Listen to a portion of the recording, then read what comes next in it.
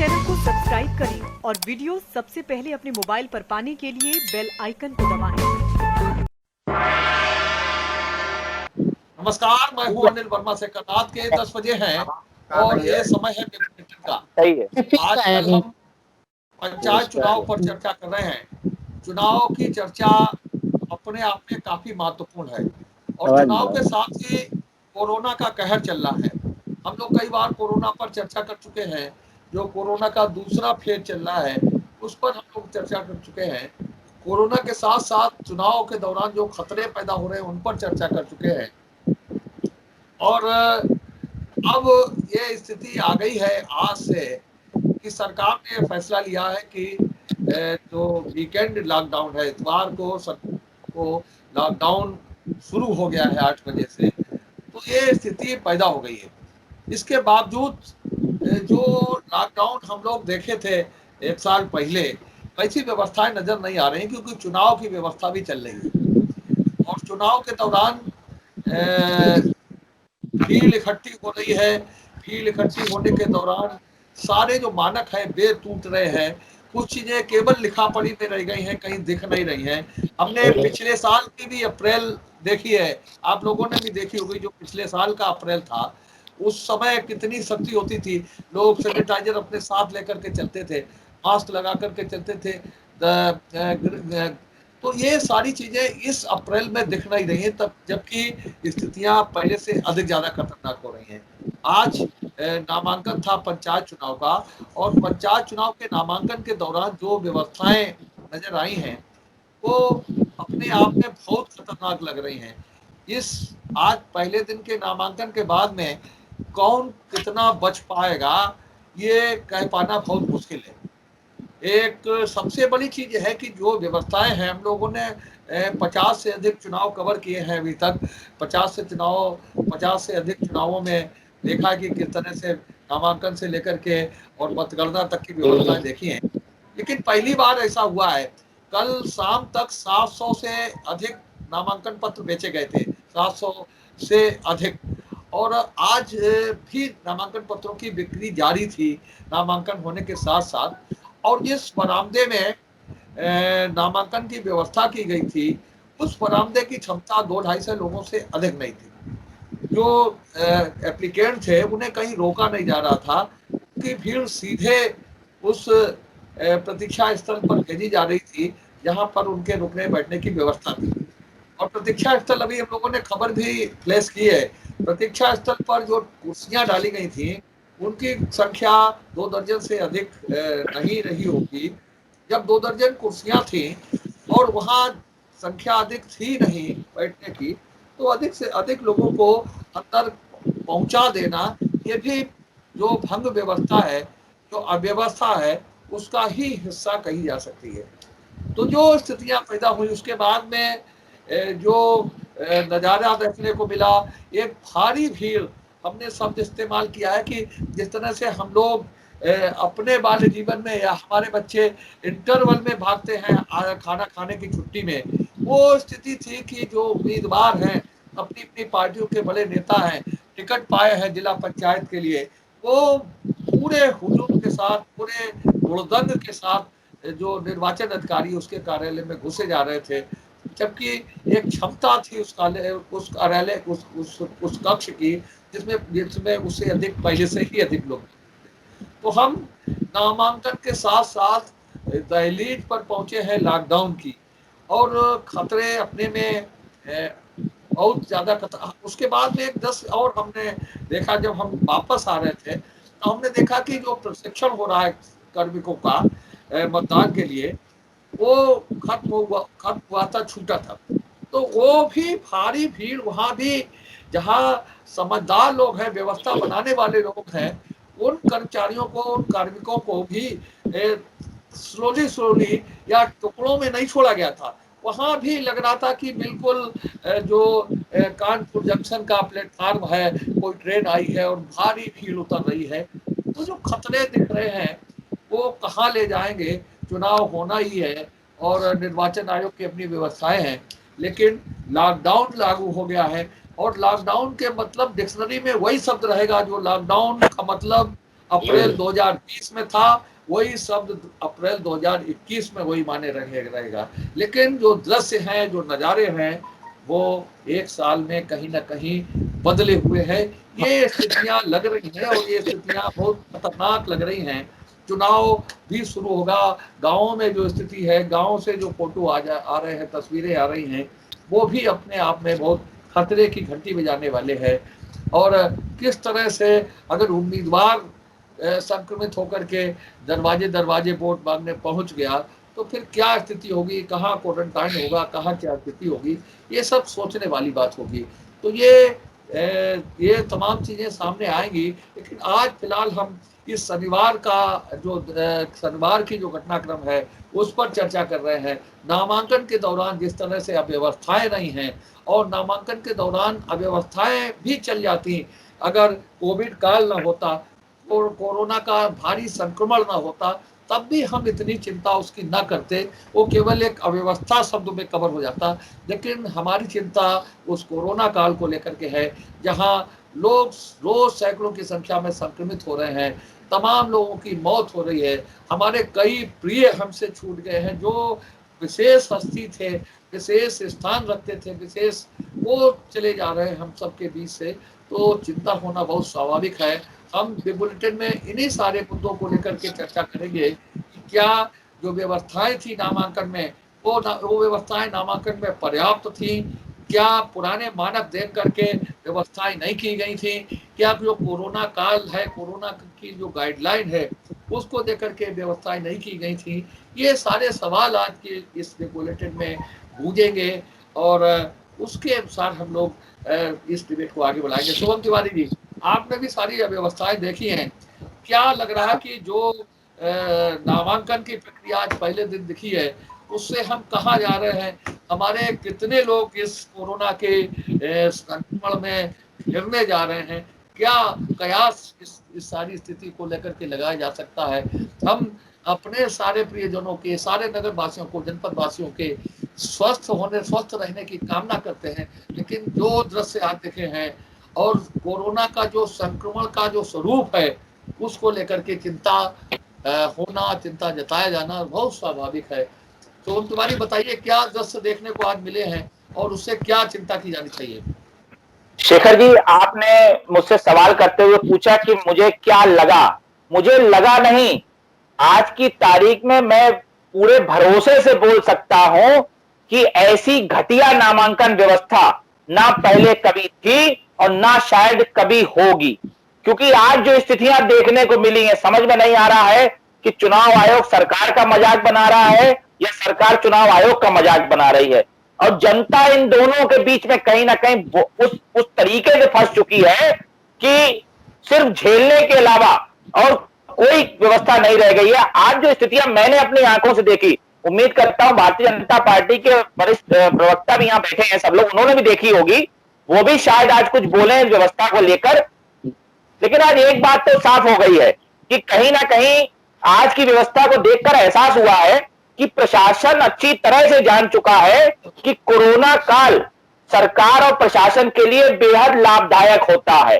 क्योंकि इसमें एक तो राजस्व बढ़ जाता है, 100 रुपए के चालान की व्यवस्था रखी गई है, वो 100 रुपए से लेके अब योगी जी कह रहे हैं कि 10,000 रुपए तक के मास्क के लिए वसूला जाएगा। प्रशासन भी ये जानता है कि ये भी एक तरीका है ज्यादा से ज्यादा धन अर्जन करने का, और इसके अलावा कुछ नहीं।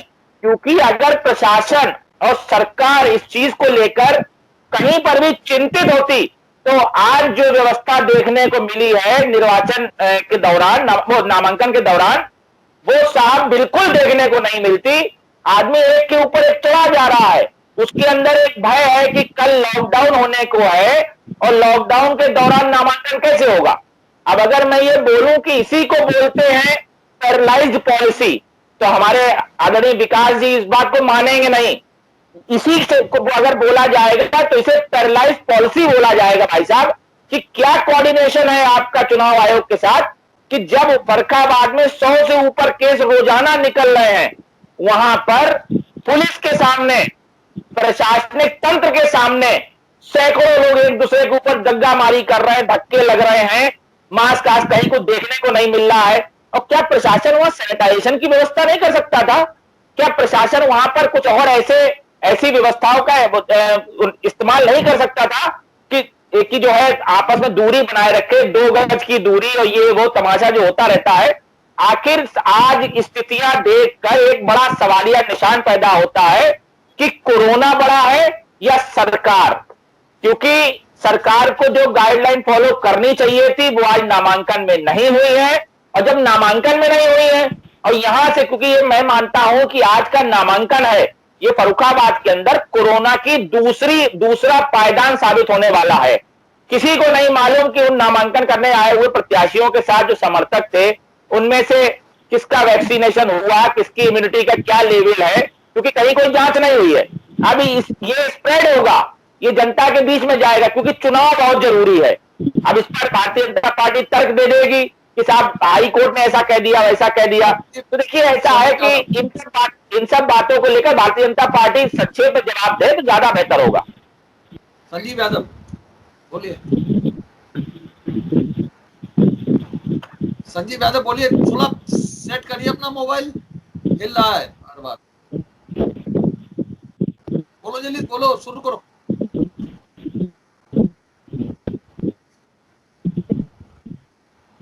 बोलो भाई संजीव।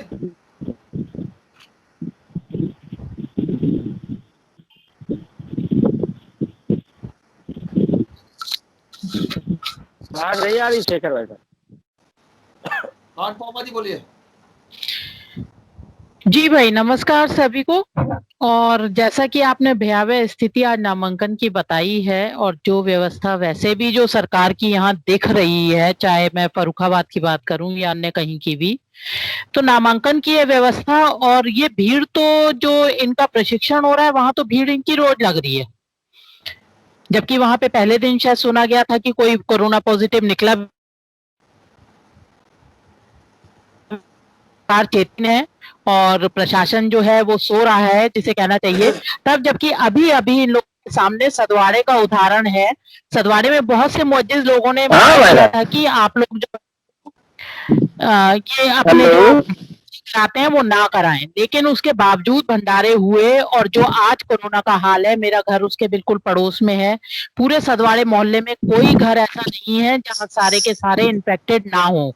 जो दिल्ली गए हैं वो भी इन्फेक्शन के साथ गए हैं, जो बॉम्बे गए हैं वो भी इन्फेक्शन के साथ गए हैं। और रोज 2-3 आदमी सदवाड़े अपने में। और अगर आज के नामांकन की ये व्यवस्था है उसके बावजूद, तब जबकि यहाँ पे आके माननीय सिटी मजिस्ट्रेट साहब ये कह के गए हैं कि यहाँ पे आप लोग काफी व्यवस्था बना के रखिए, नगर पालिका सैनिटाइज करें। ना तो नगर पालिका का कहीं कोई सैनिटाइजेशन है, जेब में तो किसी की सैनिटाइजर है ही नहीं, वो सब भूल चुके हैं। और उसके बावजूद अगर ये नामांकन में भी आज प्रशासन चेता, और नामांकन में भी अगर ये नहीं चेता है प्रशासन और उसने ये व्यवस्था की है, तो ये तो निश्चित जानिए कि ये आज का जो अभी लॉकडाउन हमारा शुरू हो चुका है, और जिस लॉकडाउन में मैंने अभी एक पोस्ट डाली है कि ठेके पे जो है वो शराबें बिक रही हैं रात में 8:45 बजे तक, और लॉकडाउन जारी है और दुकानें बंद हैं। जो गरीब आदमी है वो अपने ठेले पे 2 रुपए की बची हुई सब्जी को 4 रुपए में बेच के अपने 2 रुपए नहीं कमा सकता है कल के दिन के लिए, व्यवस्था बनाने के लिए। लेकिन शराब बिकनी जरूरी है, तो शराब 9 बजे तक बिक रही है, कहीं कोई रोक नहीं है उसकी। और वैसे ही नामांकन में भीड़ है, तो ये कोरोना फर्रुखाबाद में इस बार कहाँ जाएगा, इसकी जिम्मेदारी या तो सरकार ले और या फिर प्रशासन। आम जनता का काम तो सिर्फ पिसना है और वो सिर्फ पिस रही है।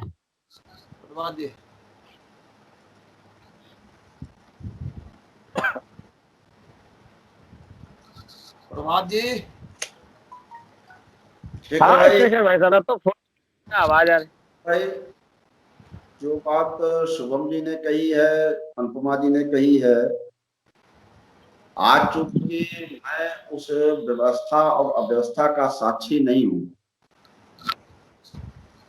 मैंने इस व्यवस्था को देखा नहीं है, इसलिए मैं ये नहीं कह सकता कि कितनी अव्यवस्था हुई। लेकिन ये महसूस जरूर कर सकता हूं कि जब हमारे कांग्रेस के प्रवक्ता, हमारे साथी गण ये कह रहे हैं कि अव्यवस्था हुई है, तो ये मैं मानता हूं कि कहीं न कहीं प्रशासनिक चूक है और इसमें लापरवाही जरूर हुई है। और इस लापरवाही का जो भी दुष्परिणाम है हमारी पार्टी के नेता के साथ साथ इस क्षेत्र की जनता को भरने होंगे। और प्रशासनिक अधिकारी तो अपने अपने में इस समय आचार संहिता लगी है, इसलिए उनका कुछ बिगड़ने वाला नहीं है, इसलिए वो स्वच्छंद है। तो मैं ये नहीं कह सकता कि प्रशासनिक अधिकारियों ने इस स्वच्छंदता का कितना लाभ उठाया, कितना लाभ उठा रहे हैं, ये तो हमारी समझ से मुझे लगता है कि सत्ता पक्ष के साथ साथ विपक्ष के दलों के लोगों को भी इस विषय पर बहुत मुखर होकर के विरोध करना चाहिए था। अब क्या है कि क्यों नहीं हो रहा है, क्योंकि जिला पंचायत का चुनाव सत्ताधारी दल ही नहीं, विपक्ष के भी सारे लोग लड़ रहे हैं, विपक्ष के ही सारे लोग उस नामांकन प्रक्रिया में भी हाथ लेने के लिए पहुंचे होंगे। अब ये तो स्वेच्छा से लोगों को ये जानकारी रहना चाहिए कि हम भीड़ में जाएंगे तो कोरोना पॉजिटिव होंगे, और रोका किसको जाए। जो चुनाव जैसा कार्यक्रम चल रहा है तो उसमें किसी को रोकना और पता चले कि कोई बात प्रशासन करता है तो पक्षपात के आरोप लगते हैं। इसलिए सब लोग स्वच्छंद हृदय से एक साथ चाहे जहाँ जाइए, प्रशासन ने उनको खुली छूट दी है, चाहे जैसा करिए, जैसा कि मुझे अभी शुभम तिवारी जी ने बताया। और अगर वो विपक्षी दलों को अव्यवस्था लगती है तो फिर पक्षपात के आरोप तो दोनों चीजों पर नहीं हो सकता, क्योंकि या तो सब लोग उस तरीके का आचरण व्यवहार करते हैं और सरकार उस तरीके की व्यवस्था करती है, लेकिन मुझे लगता है कि विपक्ष के लोग भी उस व्यवस्था में ही सहमत हैं जिस व्यवस्था को विकास जी। संजीव बोल पाओगे? संजीव हाँ बोलिए विकास जी। भाई साहब, पहले तो बहुत बहुत धन्यवाद। मैं एक बार अपने सभी फर्रुखाबाद वासियों से बिग बुलेटिन के माध्यम से ये अपील करूंगा कि ये लॉकडाउन नहीं है, ये हम सबके जीवन बचाने का एक संघर्ष है। हम सबको इसे सकारात्मक दृष्टिकोण से लेना चाहिए और स्वयं पे पाबंदियां स्वयं को लगानी चाहिए पड़ेंगी हमें। अब ये वो अवसर है कि हमें गरीबों को भी बचाना है और देश को भी बचाना है। अब आते हैं मुद्दे पर। जैसा कि शुभम जी ने बताया है, तो मैं भी, दुर्भाग्य ये रहा है कि मैं भी व्यक्तिगत व्यस्तताओं की वजह से आज मैं भी इस विषय का साक्षी नहीं बन पाया। जैसा कि हमारे प्रभात भाई साहब ने भी कहा, तो मैं इसका साक्षी नहीं बन पाया, मुझे नहीं पता क्या व्यवस्था और अव्यवस्था वहां पर रही है। दूसरी चीज, एक बहुत सुंदर बात कही हमारे आदरणीय भाई साहब प्रभात जी ने कि अगर प्रशासन वहां पर, क्योंकि ये चुनाव है, चुनाव में तो कहते हैं कि अगर धोखे से किसी की गाड़ी भी पकड़ लो साहब, तो वो सीधा आरोप लगाता है कि प्रशासन जो है वो कहीं ना कहीं सरकार के इन्फ्लुएंस में काम कर रहा है, कहीं ना कहीं चीजें इस तरफ जा रही हैं। तो कहीं ना कहीं ये भी एक डर और भय होता है। दूसरा, प्रशासन की बड़ी जिम्मेदारी है और बड़ा काम है। चुनाव लोकतंत्र में एक बड़ी प्रक्रिया होती है और हर प्रशासन की इसे सुचारू रूप से कराना, निष्पक्ष रूप से कराना एक बड़ी जिम्मेदारी होती है, और कहीं ना कहीं इस जिम्मेदारी का निर्वहन करना इस कोरोना काल में बहुत दुष्कर है और बहुत मुश्किल काम है। मैं उम्मीद करूंगा कि फर्रुखाबाद का प्रशासन अपनी जिम्मेदारी को बखूबी समझेगा और इसे निर्वहन करने में, जैसे पूर्ववर्ती पिछले साल कोरोना काल में जिस तरीके से प्रशासन ने सहयोग किया और नीचे उतर तक काम किया, मुझे लगता है कि प्रशासन पुनः वो आयाम स्थापित करेगा और नीचे तक जाकर के काम करेगा। एक विषय और आया, मुझे लगता है कि कोरोना कांग्रेस जैसी पार्टियों के लिए आपदा नहीं, अवसर है।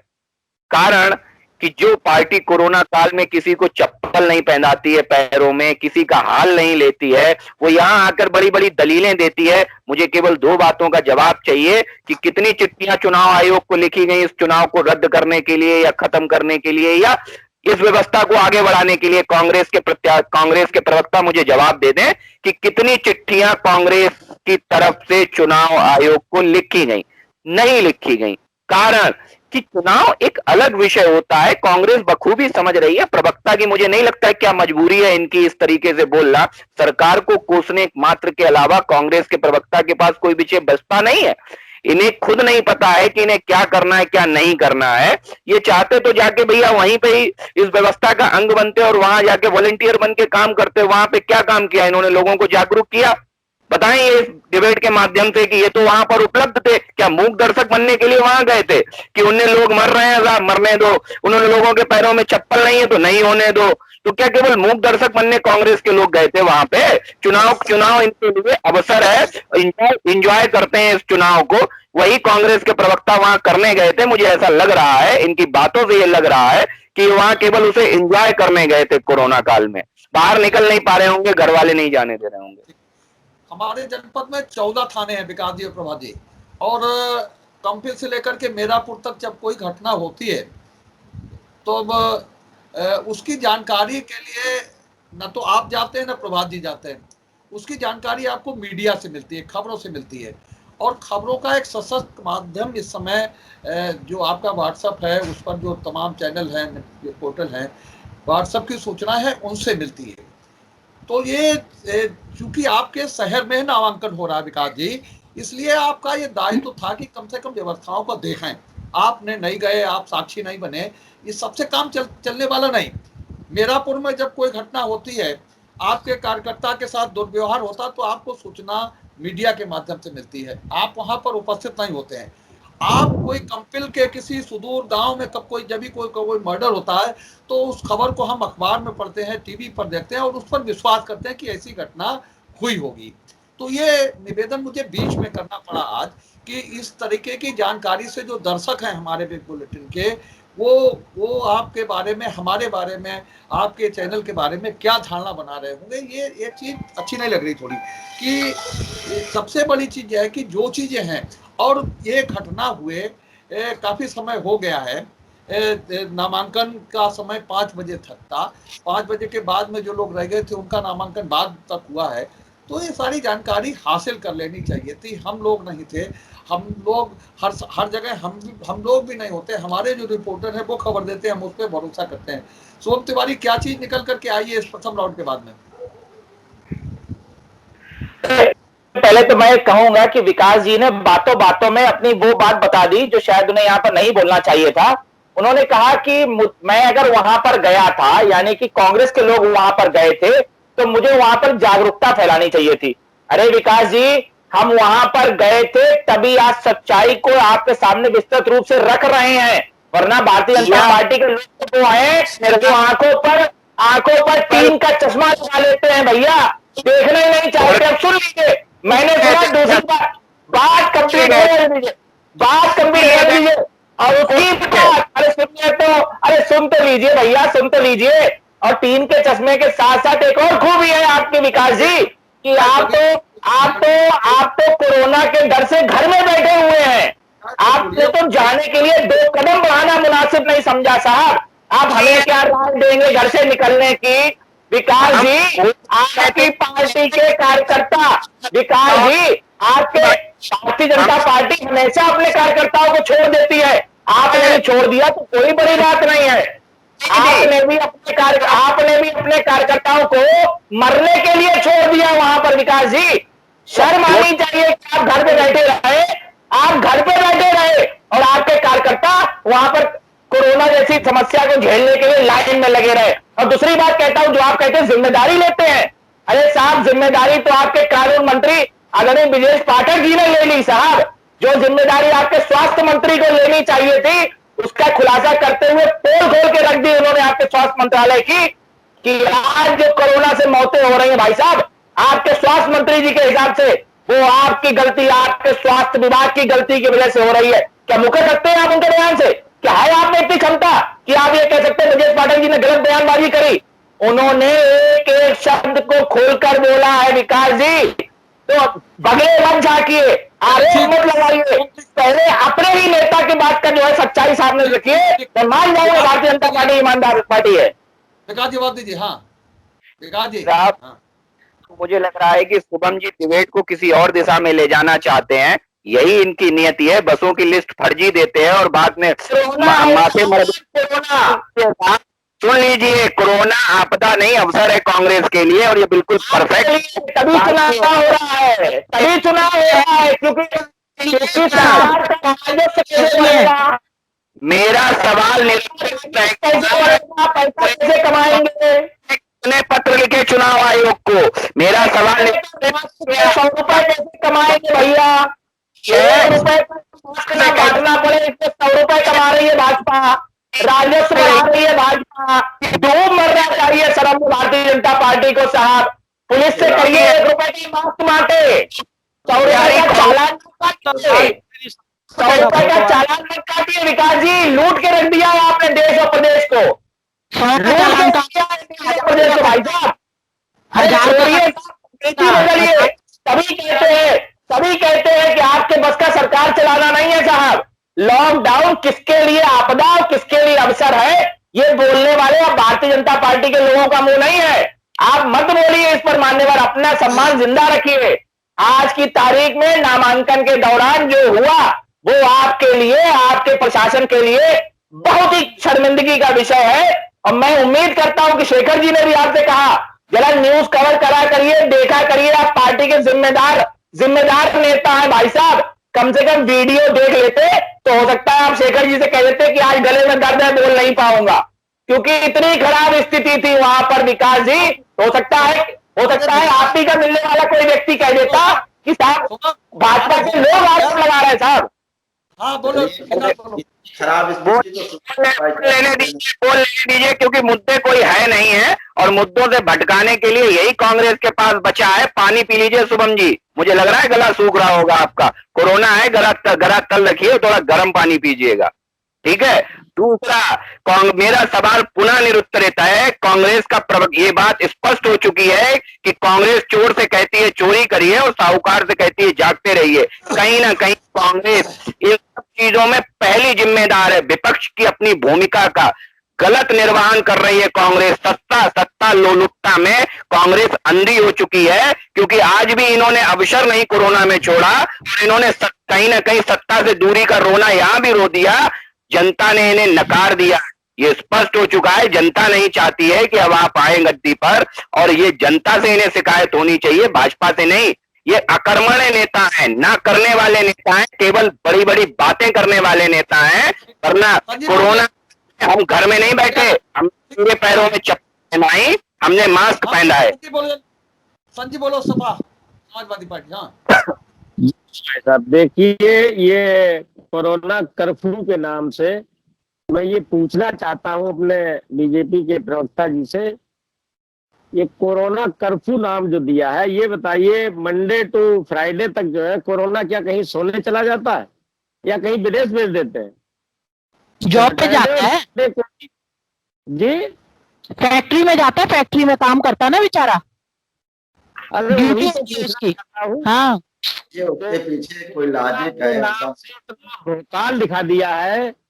इससे पहले भी सन 2020 फरवरी 20 से पहले भी तमाम 20-21 हजार मौतें हर वर्ष ऐसे होती रहती थी। आज जो भी मरता है वो कोरोना के नाम, कहीं किसी प्रकार से किसी बीमारी से उसका नाम यही दिया जाएगा कि कोरोना की वजह से वो मर गया। एक्सीडेंट हो जाए तो कोरोना, ना मालूम कहां से कोरोना ले आए, और कोरोना के नाम पर पूरे देश में बर्बादी, तबाही, कंगाली छा गई, भुखमरी की कगार पर पहुंच गए लोग। स्कूल बंद है। अपने राष्ट्रीय अध्यक्ष श्री अखिलेश कोरोना की वैक्सीन क्यों लगवा रहे हैं? सुन लीजिए भाई साहब, वैक्सीन लगवाई है, उनकी कोरोना क्यों हो रहा है? मैं आपसे यही तो पूछना चाहता हूँ। वैक्सीन लगवाई, कोरोना हो रहा है, तो आपको तकलीफ क्यों हो रही है? सोचिए,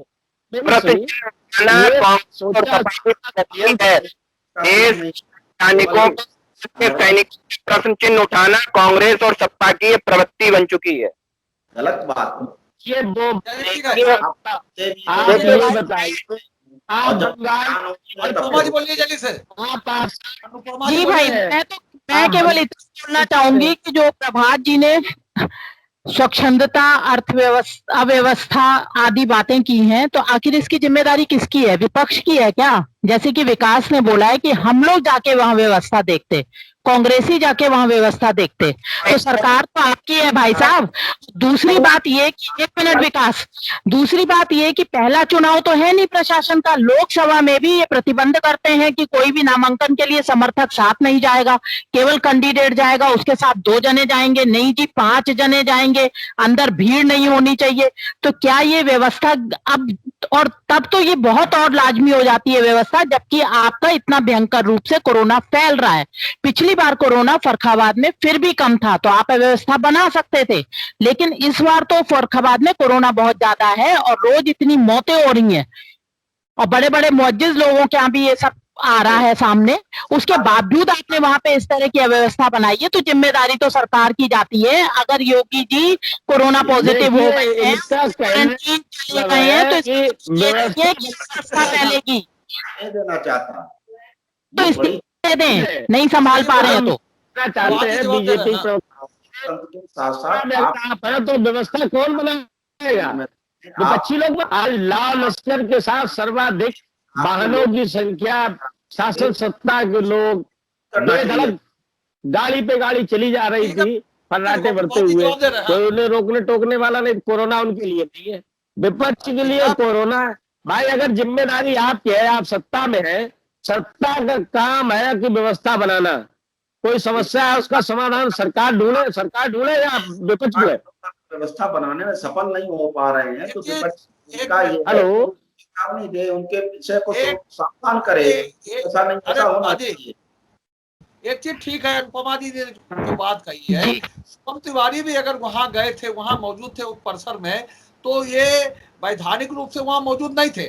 जो व्यवस्था थी आपकी नामांकन के लिए, उसमें ये व्यवस्था थी कि वहां तक 4 लोग जा सकते हैं और जो नामांकन कक्ष है वहां तक केवल 2 लोग जा सकते हैं।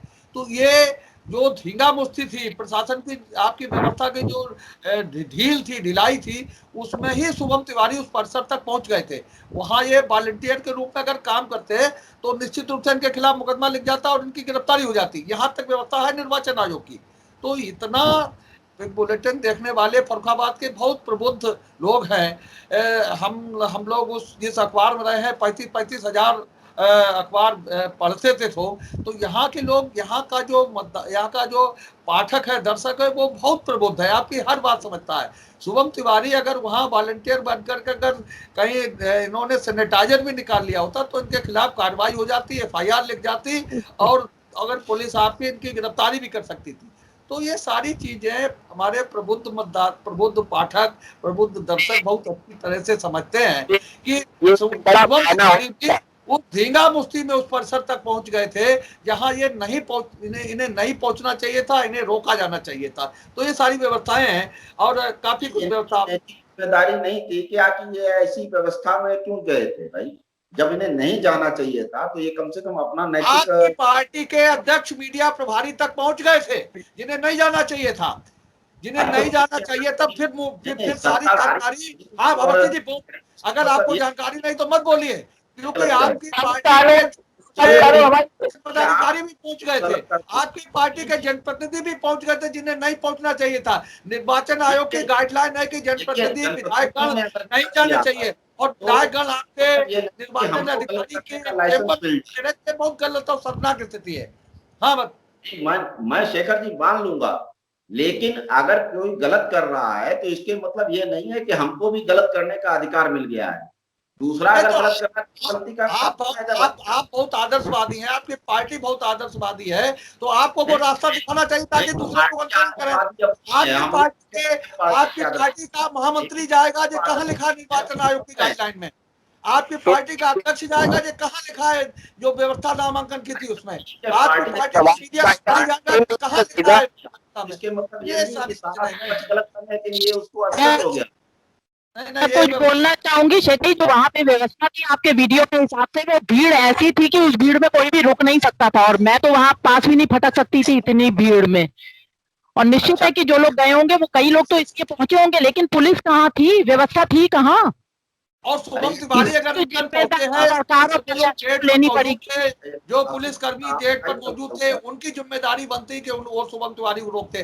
कोई जबरदस्ती नहीं जा सकता गेट के अंदर। ये व्यवस्था बिल्कुल आपके जो लचर व्यवस्था थी उसका परिचायक है। शुभम तिवारी अंदर पहुंच गए, इसके लिए किसी दोषी, इसके लिए जो गेट पर जो लोग तैनात किए गए थे उनकी जिम्मेदारी बनती कि उन्होंने क्यों अंदर जाने नहीं दिया। आप सब लोगों ने उसको महिमा मंडित किया था, आज वही प्रशासन खराब हो गया आपके लिए। क्या देखिए, मैं यहाँ पर बता देना चाहता हूं कि अगर मेरे जाने पर प्रश्न उठ रहा है तो ये सब जितनी भी व्यवस्था हो रही है, मैं वहां निर्वाचन कक्ष में नहीं गया, मैंने बाहर से ही देखा, क्योंकि वहां बड़ी बड़ी विंडो है और मैं पेशे से वकील हूं। वहां निकलते पे कोई अपनी आंखें नहीं बंद कर लेगा, क्योंकि ठीक सामने सब अधिवक्तागण बैठते हैं और बीइंग अधिवक्ता मैं वहां जा सकता हूं। दूसरी बात, मैंने किसी प्रकार का कोई हस्तक्षेप नहीं किया, लेकिन आंखों देखी बात अगर बताना जुल्म है तो मैं गुनहगार हूं। अगर सच्चाई बताना गुनाह है तो मैं गुनहगार हूं। और दूसरी बात, क्यों साहब भारतीय जनता पार्टी इतनी बड़ी बड़ी बातें कर रही है? अभी थोड़ी देर आप देखिए, वही हो गया ना कि कांग्रेस की वजह से कोरोना फैला। अच्छा हुआ साहब आपने नेहरू जी का नाम नहीं लिया, वरना आप तो ये भी कह रहे थे कि नेहरू जी की वजह से कोरोना फैला। और आप सीधी सीधी बात मानने को तैयार नहीं है। जब आपका प्रशासन ही आपकी नहीं सुन रहा है तो योगी जी, मोदी जी जो बड़े बड़े उपदेश दे रहे हैं, किसके लिए दे रहे हैं सर? जनता को, पुलिस को बोल रहे कि जनता से उगाही करो और किसी प्रकार के जितना जो कोरोना को लेकर जो गाइडलाइन है खत्म करिए। क्योंकि जब आपका प्रशासन नहीं आपसे सद रहा है साहब, तो कैसी सरकार, कैसी व्यवस्था, इस पर जवाब दीजिए ना। शुभम तिवारी गुनहगार है क्योंकि उन्होंने सच्चाई बोली है, वो अधिवक्ता है, वो वहां तक पहुंचे, लेकिन आप अपने प्रशासन की, अपने सरकार की तो जवाब दीजिए भाई साहब। उसके लिए भी तो आपको बोलना बनता है ना। आज खत्म करिए, समापन करिए। हमारे शासन की प्रशंसा जो है आपके ही दल के लोग, बहुत सारे लोग कर चुके हैं और आप लोगों ने जारी किया है, समाज के लोगों ने ही जारी किया है। ये वही प्रशासन है जिसको आप प्रमाण पत्र जारी करते रहे हैं। भाई साहब, सबसे बड़ी चीज मैं आपको बता दूं, देखिए कोरोना एक बड़ी भयावह महामारी है और हम सबको इसे राजनीतिक दलगत भावना से ऊपर उठ के देखना चाहिए। एक इतर विषय है कि वहां पर क्या व्यवस्था थी, क्या अव्यवस्था थी, वो एक अलग विषय हो सकता है और उस पर हम लंबी परिचर्चा कर सकते हैं। लेकिन मौजूदा समय निश्चित तौर पर हम सबके लिए, मानव जाति के लिए बड़ा चैलेंजिंग है और इस चैलेंज को हमें व्यक्तिगत लेना पड़ेगा, किसी दल के रूप में नहीं लेना पड़ेगा, किसी व्यक्ति के रूप में नहीं लेना पड़ेगा। हमें आपको स्वयं लेना पड़ेगा, हमें आपको स्वयं को निकलना पड़ेगा, जागरूक करना पड़ेगा। जब हम अपने घर को जागरूक करेंगे, अपने पड़ोसी को जागरूक करेंगे, तब हम इन चीजों पे काबू पा पाएंगे। मेरा केवल यही अनुरोध मात्र है आपके इस चैनल के माध्यम से, फर्रुखाबाद की जनता से, फर्रुखाबाद के जनप्रतिनिधियों से, स्पेशली पढ़े लिखे वकील, डॉक्टर, जो इस तरीके के बेहद पढ़े लिखे लोग हैं, उन्हें अपनी जिम्मेदारी को हम सबसे ज्यादा समझना पड़ेगा। उनकी बहुत बड़ी जिम्मेदारी है क्योंकि ये कोरोना वाकई में बहुत तेजी से बढ़ रहा है। हम सबको बहुत बहुत सदे कदमों के साथ इसे आगे बढ़ना है। बस यही अनुरोध करूंगा आपके माध्यम से। ठीक है, आज की चर्चा को विकास जी, ठीक है, मान लो उद्बोधन के साथ हम लोग खत्म कर रहे हैं। आज की चर्चा में भाग लेने के लिए प्रभात जी का, विकास जी का, अनुपमा जी का, संजीव यादव जी का, शुभम तिवारी का बहुत बहुत धन्यवाद। हम जी भाई, लेकिन लास्ट में विकास ने मान लिया कि भाजपा अर्थव्यवस्था की कारक है। आज कल हम लोग कल भी मिलेंगे, चुनाव चल रहा है इसलिए हम लोग कल भी मिलेंगे इतवार को। कुछ लोग प्रतिनिधित्व करेंगे और अगले जब तक चुनाव है 3 मई तब तक हम लोग इतवार को, रविवार को भी मिलते रहेंगे। तब तक के लिए इजाजत दीजिए। शुभ रात्रि।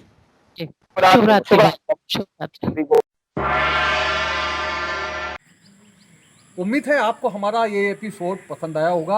आप हमारे चैनल को सब्सक्राइब करिए, इस वीडियो को लाइक करिए और अपने दोस्तों के साथ शेयर करिए। यही निवेदन आपसे है।